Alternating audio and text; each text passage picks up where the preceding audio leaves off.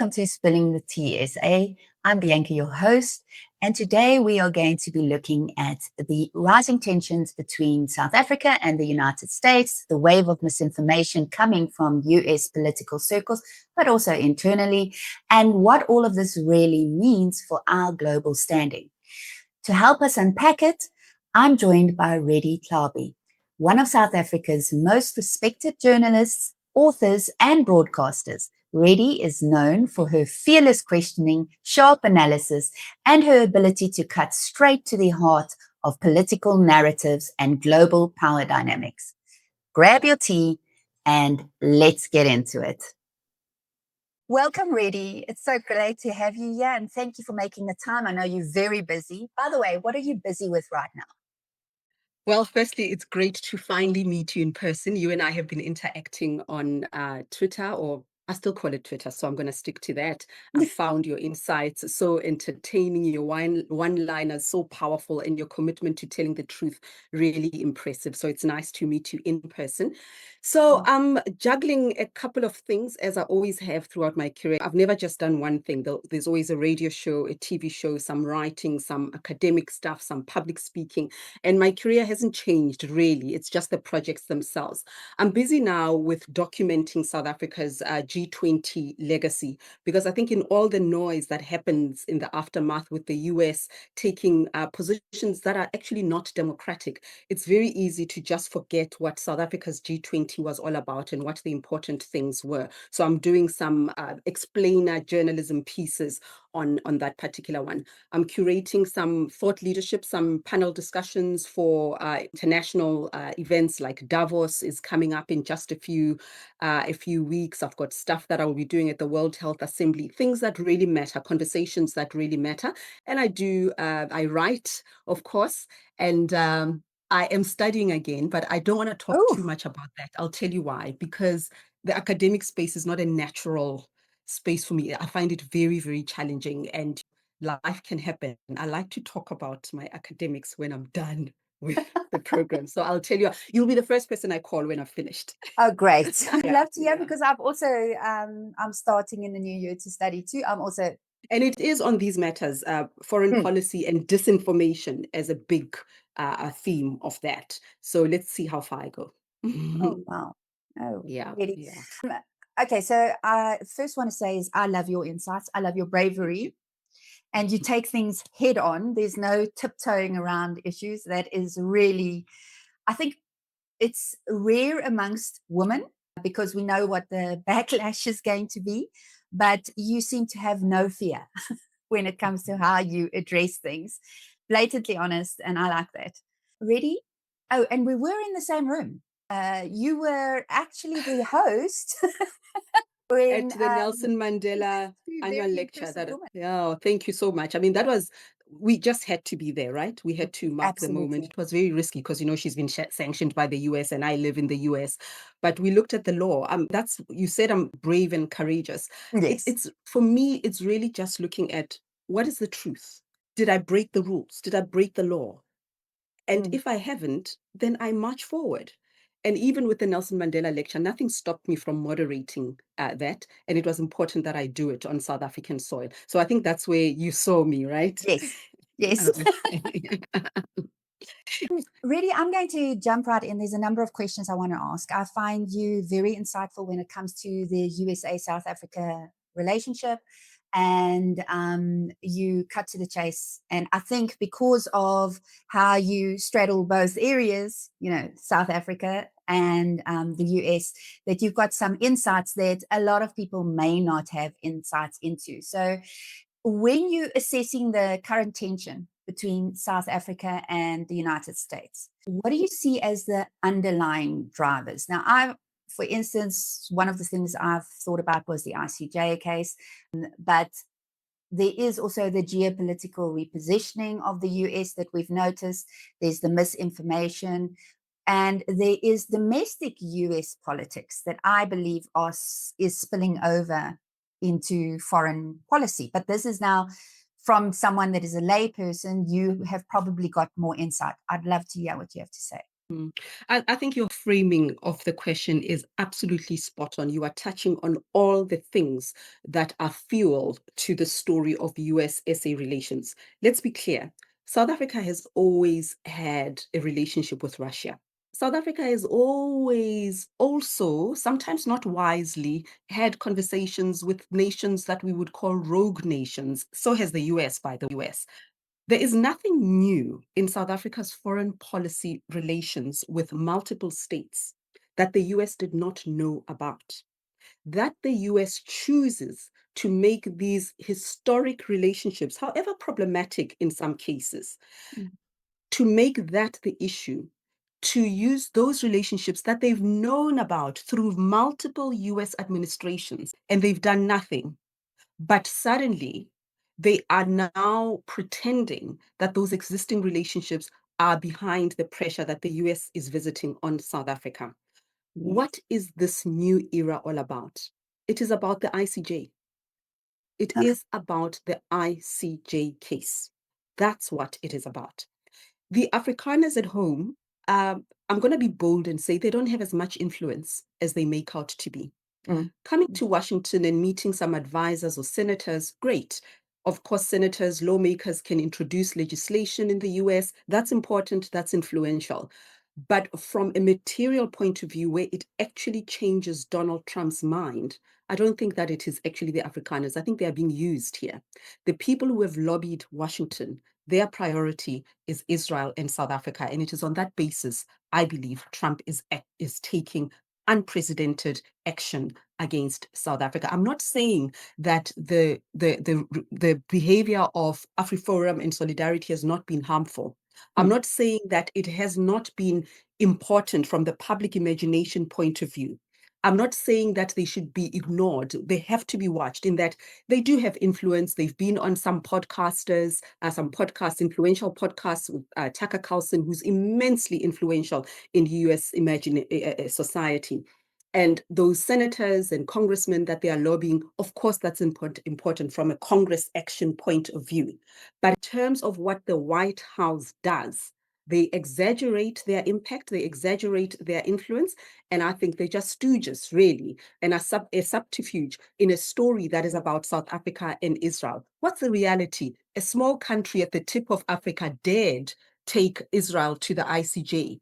And in this hierarchy of superiority in foreign affairs, South Africa is not meant to challenge the US. It's not meant to challenge Israel. And it's that ongoing punishment that is defining US action against South Africa. The third thing that you speak about is the domestic issues that are happening in the United States. And that's where I would say Solidarity and AfriForum have gained relevance. The victory of Donald Trump, the way we've seen a kind of reversal of diversity and inclusion, an erosion of democratic norms. A simple example domestically. In the US, you can go to public places and parks that honor an icon like Martin Luther King, Yes. right? And you go there for free and all of that. And certain holidays like Juneteenth and Martin Luther King Day, they are important in the minds of Black people in South Africa, in America, the civil rights movement, and so on. But all of that is being replaced with practices and observations that elevate Trump. So let's not beat about the bush here. There is a particular position of MAGA that is very disrespectful, I think, of Black people, Black women in particular, of diversity, of the LGBTQI, of the civil rights movement itself. So it is those people who have found courage and have amplified their voices. So I think the right-wing movements all over the world, not just in Mm. South Africa, have found a home, and they believe that their message will find resonance and everything that they say will be protected by a Trump administration, forgetting that in a split second, it would be midterm elections in the United States. It will be the next election in the next 3 years. And all these kind of right-wing sentiments, I think, will have a short lifespan and will impact those movements in South Africa.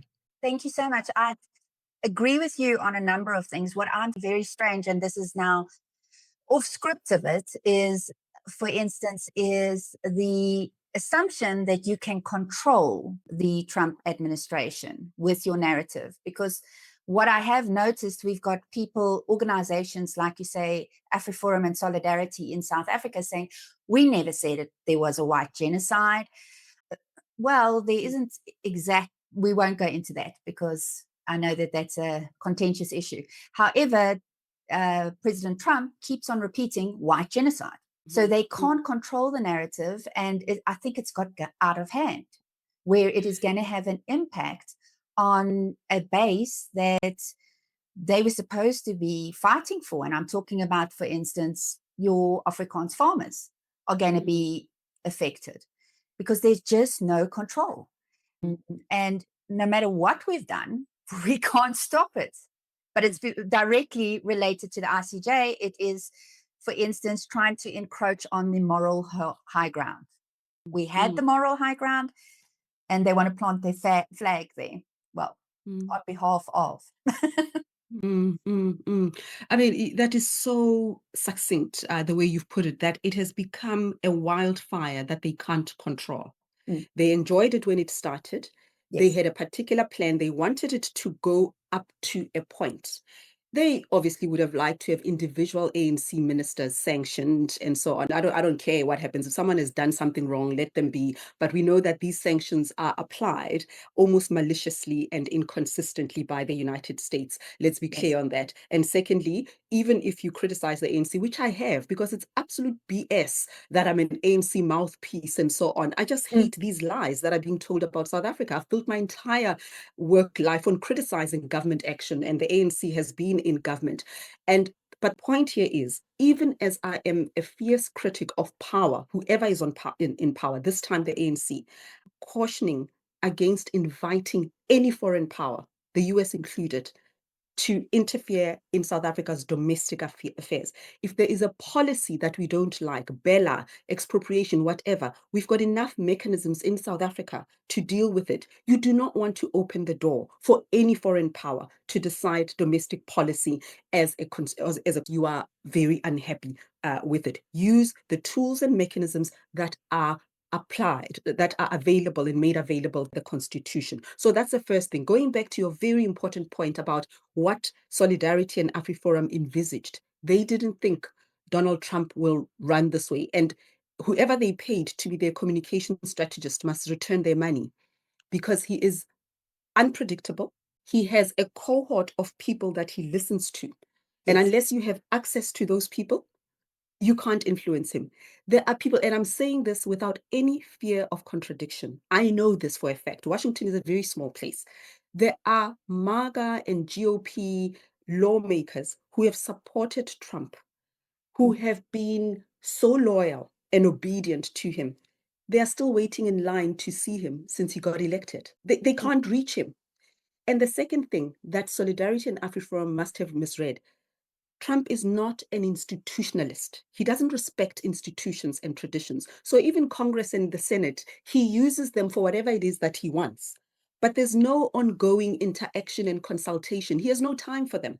It is his inner circle that is whispering to his ear. And it is all about transactions. It is about money. It is about deals. It is about positioning his family. The very people who helped get him elected and have been defending him publicly, they themselves have been blue ticked by him. So when people in South Africa, whether it's business or Solidarity or whoever, are paying lobbyists to come to the United States, they must ask themselves the question, do those people actually have influence or not? So the fire has become wild, it has become uncontrollable, and it is starting to damage the very constituency that AfriForum and Solidarity claims to represent.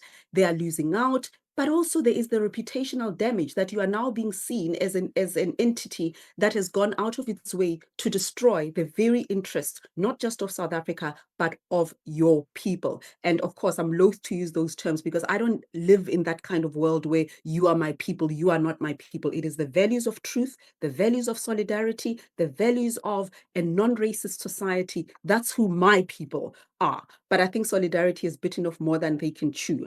I'm going to say something else here, that I know also that they are making overtures to the South African government.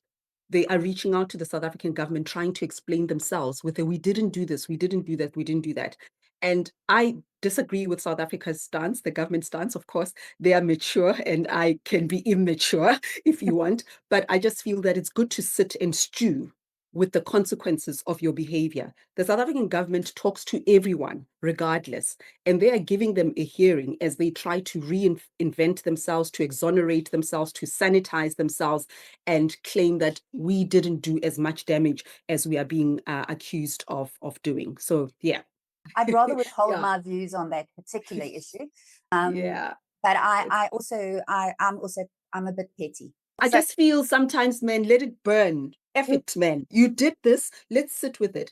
And there are dynamics here. Like I said, MAGA is splitting around multiple things, like the Epstein files, even Israel's influence on US politics. There are people in the Republican Party who are pushing back mm, against that. Let's see where that goes. But there are also, Bianca, domestic realities. And that's a kind of thing that fascinates me when people speak about the United States, that there is this infatuation with the US that in every area it is perfect. It is not. Issues with education here. There are some serious issues with homelessness, the economy, the cost of living. Those are things that influence elections far more than what an Afrikaner in South Africa thinks, mm. you know. So these domestic issues are going to the US in ways that Solidarity and AfriForum can't control. I th- this it hasn't been easy going through what we've been going through, Mm, and the USA on a regular basis doing a what I would say an uninformed mm, and unfair attack. On the other hand, what it has, in my opinion, has highlighted, it has shown that we do have friends internationally. I have noticed that there is we know that it's being hosted in 2026 at mm. Trump's resort, is my understanding. I'm not sure if Yes. that is confirmed. And we've been replaced with Poland, but my knowledge on the G20 is that it does not have a mechanism to actually remove an individual, a country. Secondly, we are founding members. And thirdly, we can just wait this one out until 2027, I suppose. You and But, I are but the issue is we can't insist now. We are being deliberately excluded. mm. So I just think that do you think we should be talking to other countries this, or should we just be sitting back and watching what is happening as South Africa? Okay. A couple of things. I don't Okay. think South Africa has to do anything. Okay. Our partners in the G20 know the truth. They saw for themselves what South Africa's G20 was about. Mm, They know what is going on. We don't need to lobby them.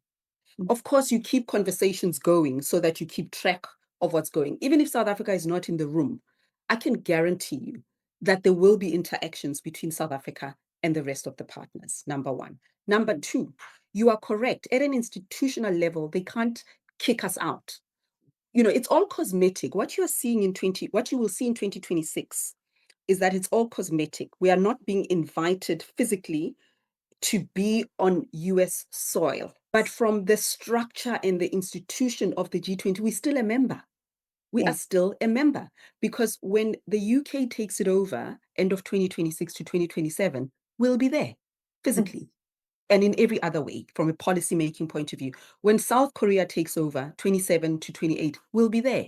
So that's why I'm saying that South Africa's reaction, as far as I'm concerned, is correct. Don't overreact. Let them have their shallow victory. Wait it out. As Vincent Magwenga, the spokesperson of the president, said, we'll take a commercial break. Normal programming will resume. It was so smart and so witty. I You know, the liked thing it. is, it's about Bianca making a distinction between a battle and a war. Mm, When all is said and done, you're gonna win. You're gonna win the big prize, which is that you have not been kicked out of G20, and the agenda that you set also matters to yes. our other counterparts in the G20. Energy transition, inclusive AI, supplying the world with critical rare earth minerals, pandemic preparedness, all of that stuff is not South African stuff. It is a global concern. It is Mm, in their interest to care about it, and they do. We just have to work out the parameters of how we fix the world. But what I'm trying to get at is if I'm not present at my graduation, I'm using that example because I wasn't present at my graduation last year. I still have my certificate. I Yes. just wasn't there. So South Africa must see this period as them not participating on US soil, but not necessarily being ejected from the G20 because the US cannot do that. And it is typical or not unexpected of the US to replace South Africa, not strategically with another African country or strategically with another global South country, with an area of the world that has been neglected, but to replace it with a global North country. It tells you everything that you need to know. But what it also tells you is that there is a lack of appreciation about the depth of the G20, what it is conceptually, why it was formed in the first place. It was formed exactly to do the opposite. It was formed after the Asian financial crisis, and the most powerful economies in the world that were called the G8 then recognized that they can't just be talking to themselves, amongst themselves. When there's a financial crisis, everyone is affected. So open the door, make the table bigger, and put more chairs around the table. That's what the G20 was aimed to do. And what Donald Trump is doing is the opposite of that. And I wonder if he were to be asked, what is the G20? He probably thinks it's a nice gathering at Malago. It is literally a vehicle to solve the exclusion and the economic practices that create a meltdown in the global economy. So populating the room with voices from the global north defeats the purpose and achieves the opposite. I don't know, but we're seeing the US scale back and withdraw from a lot of bilateral relationships. And they make strange, I'm trying to think which institution, but the one institution or one bilateral relationship they withdrew with from, what was the reason they withdrew was because of woke education tools. Okay. Just tools. It's, for me, it seems like the US currently, under the current administration, seems to be isolating itself. I mean, there are so many clear signs of that. And I also know what you're talking about, but I can't remember the institution because, they've got all these acronyms and stuff like that. Yes. But at COP30 in Brazil, the climate conference, they were not there in December now. Yes. At, the World Health Organization, they're withdrawing from that. The, multiple multilateral institutions. And the one that I want to make reference to is NATO. NATO is Yes. important because those are traditional allies of the Mm. US. So if they can rubbish them, publicly rebuke them, who are we in South Africa? And, by the time you broadcast this conversation, my latest opinion piece would have been published by the Daily Maverick, where I analyze the recently, and by recent, I mean on a few days ago, recently released US strategy on the EU. I think that's what it's called. Russia has just released a statement agreeing with it, embracing the strategy on Europe and saying that it is consistent with where Moscow stands. This is important because what it means is that we are seeing the US pivot a little bit more to Russia. We are seeing the US in its strategy for the EU basically criticizing quite viciously its traditional allies. It has no respect for the EU. The EU, Donald Trump is basically showing the EU the middle finger. And in addition, the European leaders are aware of that. That's why I think also they were so supportive and so brotherly to President Cyril Ramaphosa, because their own relationship with the US and with Trump in particular is fracturing. Three leaders that I'll mention. It was Emmanuel Macron, who said that Ukraine must be careful, that the US will basically throw them under the bus in preference for Russia and not guarantee its territorial security. And then the German chancellor said that American envoys are playing games, warning Zelensky. And that's what my opinion piece. This is important. It is a language of distrust. It's never happened. There'll be tensions between this country and that country, but to publicly say that about an American president and America, that relationship has wide cracks. In fact, that's even an understatement. To your point about the US withdrawing, exactly that Trump not an institutionalist. He doesn't respect multilateral formations. He does one-on-one power relations and so on. So all those relationships are fracturing. This whole excitement from the likes of your Solidarity and AfriForum that, yeah, look what Trump is doing to you. You do this. There is a dismantling is just a global. Canada as well. The Canadian Prime Minister just a few days ago said something about how the relationship that we once had no longer exists. So make of that what you will. But it is the US under President Donald Trump that is going that direction, and not just in relation for South Africa or relation to South Africa. So let's move away from the United States and the global relationships. I am finding personally, as a white English speaking South African, I'm getting more and more angry with my counterparts for not actually, standing up, screaming in the face of others, and stopping this, because I am starting to think this is so harmful and so, actually, it's not just disrespectful, it's hurtful. Is the narratives that are circulating about the violent Black South Africans attacking these poor, harmless little white South Africans. And I want to ask, what do you think we as white South Africans should do in situations like this? Because it's starting to get to a stage where our silence, I can tell you, we had the Not in Our Name group, that letter that was signed by Afrikaans South Africans in different areas that range from business to academics to journalists. We had them sign the letter. They were under huge attack from the Solidarity group and AfriForum group. It was first personal attacks, then it moved on to, they are just puppets of the ANC government. I don't know why the Solidarity movement and AfriForum never refer to the government of national unity, which is what we have in South Africa. It's always ANC. It's like they stayed pre-94. And so people are afraid to actually stand up, speak, because of the attacks that possibly could come their way, and also the implications. You recall when Charlie Kirk passed away, when he was assassinated, that you had someone like Aaron's Roots come out and say, anyone that said something, they're going to take your names and contact your employer. And I mean, we live in a country where employment is important, and we do know who is in the financial power, who still has that power.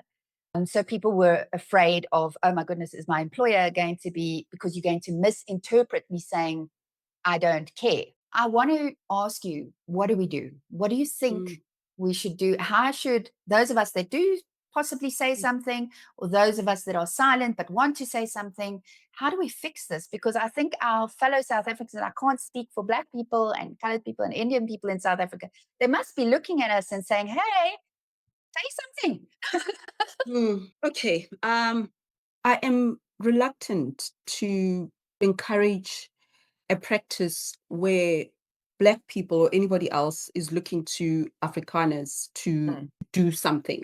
I'm reluctant to impose ownership of this destructive narrative on Afrikaners, because it misses the point about where it comes from. It comes from those quarters. So that's who we address. Okay. That's who we address. You can't now go and demand that everybody now signs a petition. It's good. Those who feel brave enough to say, as a group, we reject this. But we must be careful not to resort to an identity politics thing, because I'm not responsible. It's the same thing when an ANC minister or ANC people are found to be corrupt or accused of crime. Like, I must now explain it because we have the same skin color. I must now explain why a Black politician is corrupt.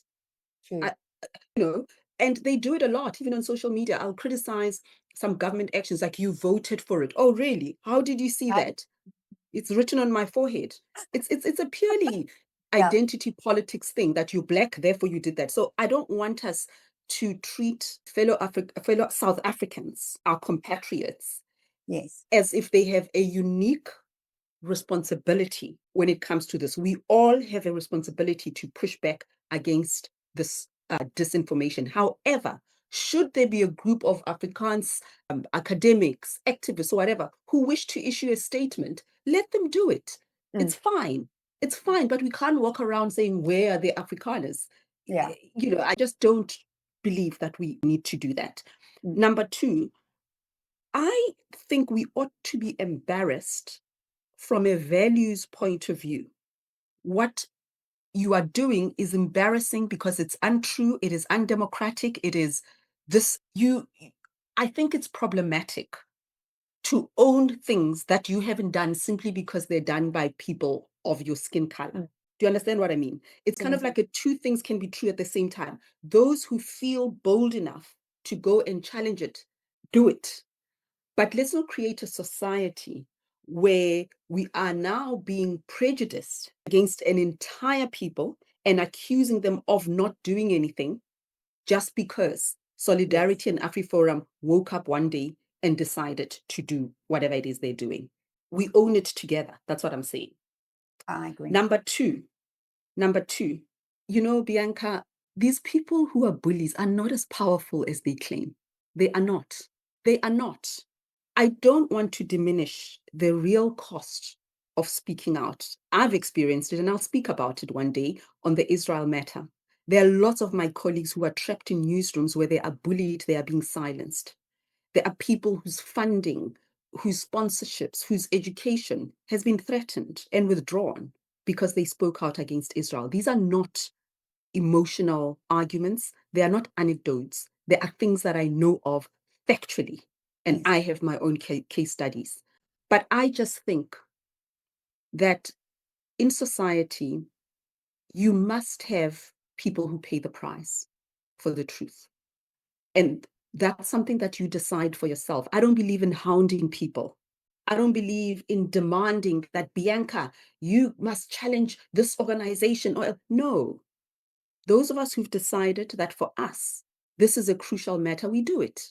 We are all beneficiaries of other people's activism as well, whether it's Nelson Mandela or the entire anti-apartheid movement. We are beneficiaries of other people's activism. What I'm trying to get at is speaking out is important. Tackling these bigots is important. But let's not victimize each other when we agree on the thing. Let's deal with each other with empathy and create space for everyone to tackle it in the way that their emotional capital, their well-being, their security, because there are real things here. If your children are going to be hounded out of school or you're going to be threatened, that's not something that I must dismiss because only you know the real threat. I know people whose families have turned their backs on them because they support Palestine. Mother to daughter, mother to son, brother, sister. Those things are real. And those of us who are not experiencing that loss have no right to demand that someone acts in a particular way. We can build our solidarity with each other along very empathetic frameworks. So let me finalize my thoughts by saying, I don't want to be interacting with a group of Afrikaners that are walking with shame and they're embarrassed because of what some idiot is doing out there. It's wrong because it means now I'm demanding that you show me, you prove to me your legitimacy. You prove to me that you belong in South Africa. I want you to do it from a place of empowerment, not because you are being victimized. I want you to be bold and not own their wrongdoing, but find areas where you can challenge it. What must Afrikaners do? They must do what we are doing. They must do what human beings do when faced with a lie. They mustn't roll over and own solidarity and AfriForum's politics on the basis of identity. And I think decent people everywhere know that they don't represent the vast majority of Afrikaners. Let's disagree on whatever the transformation looks like, but at a fundamental level, we agreed that South Africa is right. We cannot, in perpetuity, constantly take the politics of hate to start questioning one another, to start demanding one another that you act in a particular way, to forget how we got to this point. We chose to be together. They were not a part of it. They were not a part of it. So we can't let them dominate our race relations going forward. Oh, I absolutely agree. That is really powerful and useful. I think that is the issue is a lot of people have withdrawn in their shell because they feel that they're being judged based on, you know, other people's actions. And conversations I've had with people on a, you know, face-to-face basis, they do not agree with what's being done. They love this country. They, Mm. you know, we currently are talking about there's a huge amount of people coming back to South Africa now, Yes, I saw that. I saw and that. they're coming back from places like Australia, they're coming back from Canada, they're coming back from Europe, and the UK, I believe. Mm, mm. And they're coming back. And I had to explain to people when I put that information out on social media, I had a number of people that were like, oh no, that's not a good thing. And I had to explain to them people immigrate for a number of reasons. I have a son that lives in another country since he was Mm. 19. He didn't go there because, you know, anything changed, or he went there was a work opportunity. He made me a Yeah. grandmother at a very young age. You're a sexy grandmother. And that's it. And he stayed there, you know, Mm. and he is successful and he's moving, but he loves this country. Whereas I have a daughter that had the opportunity. She went and she said, heck no, she's coming. She's not leaving this country ever. She doesn't even want to travel. So Yeah. Ah. issue is, but even the people, so you have to explain that refugee thing that's Mm. going on, that's Mm. got a lot of the way to push it, instead of just focusing on leaving, there is Yeah. this major push on, oh, we are surrounded by violence and we are targets. And so when you say people are coming back, the assumption is it's that kind of people coming back. Ah, And okay. you have to then say, no, that's not. And by the way, it's not only white people coming back. I've Yeah, had yeah, yeah. so, You know what? I think so we yeah, need to just be a little calm with these things. Don't inflate the negative to a point that you mm, miss everything else. yes, I know there's also a racist framing as well to this immigration. I mean, often when they attack me, they say you fled. So when mm, Black people leave for economic, for professional reasons, they are fleeing. But when white people leave, it's to take advantage of the opportunity. And I've seen lots of posts where, yeah, white people are leaving because their skills are not being appreciated. They're going where they'll be appreciated and make a difference. What and it's makes you always a think that's brain not why drain. I left as well? It's a brain drain when white people leave, but when people like myself leave, we've effed up the country and then we're fleeing. It's just Yeah, absolutely nonsense. And I love what you said about the reasons people leave. They are so complex and sometimes they are not as deep as people. I know somebody who, uh, after her divorce, she just wanted to breathe different air. exactly. She just moved for that and she doesn't know she may or may not come back. Mm, I have friends whose children have done exactly what yours have done. mm, Some go and they come back. Some yes, go and they stay. My own stepdaughter went to France to do her master's in global communications. She worked there for a couple of years. And for her she sees her success as being in South Africa. mm, For someone like me, I've worked in South Africa all my life. yes, Suddenly that doesn't matter. You know, I've worked in South Africa all my life, but at some point in my career, a lot of my work projects were coming from different parts of the world, and it made better sense mm, to be elsewhere. Will I come back? I don't know. I've got children. It's not just my decision. There's so many of it. mm. It's not ugly and it's not complicated. The grass is not always green, as though they are happy that people failed. People didn't fail. They achieved what they wanted at that point. Now they're coming back. We get older. The decisions I make when I'm 20 versus when I'm 40, when I'm 30 versus when I'm 50, when it's an empty nest and the children have left. I haven't failed. Those white South Africans coming back haven't necessarily failed. Their desires, their priorities, their wants are different. And hey, it's just as valid to come back because you miss your friends. They miss their friends. Move it, keep it moving, keep it moving. So all I'm saying is that people coming back, it's their business. Whether they failed or not, irrelevant. If you are a South African, you have a right to come back when you Yes, want to come back. Even the liars, even the people who say we are committing genocide, they are South Africans. They have a right to come back, and we must just be a mature society that deals with that plurality. But all I'm saying, is that they are in the minority. The Yes. vast majority of us are disagreeing on a myriad of things. We Yes. are butting heads on a litany of things. But at our fundamental level, we agree that there's no genocide. We agree that we got to live together. We agree that we don't need America to control our country. And that's what matters. Absolutely. Redi, this has been so insightful, and I could probably sit here the whole day, but I know you've got a lot of things to do and you are going to be traveling again. so, I know. so I am just going to say, any final thoughts? My final thoughts are that the geopolitical space is so exciting at the moment. I am really so chuffed that so many people are weighing in, Mm, because often we look at foreign policy as something that is managed by presidents and foreign affairs departments. I'm just glad that even in South Africa, we are having conversations about what the world looks like and our place in the world.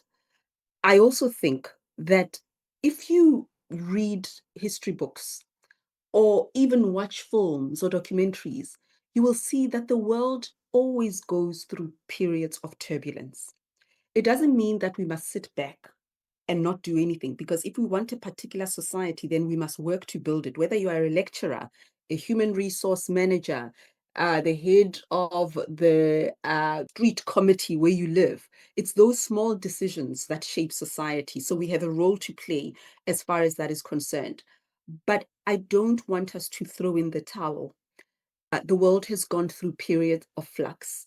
And this moment is perhaps overwhelming because of the influence of technology, where because of the gift of AI, we are seeing manipulation of truth at a scale never seen before. And we need to be vigilant as mm, far as that is concerned.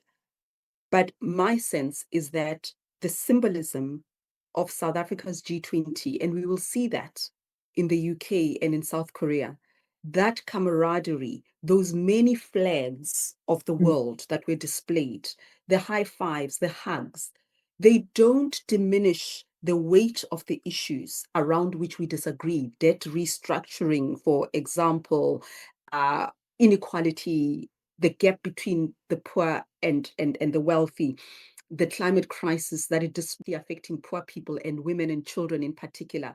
These are grave matters, and we will find each other, or maybe we won't find each other. But as far as the presence of plurality, those flags were not just for decoration, they were showing the world.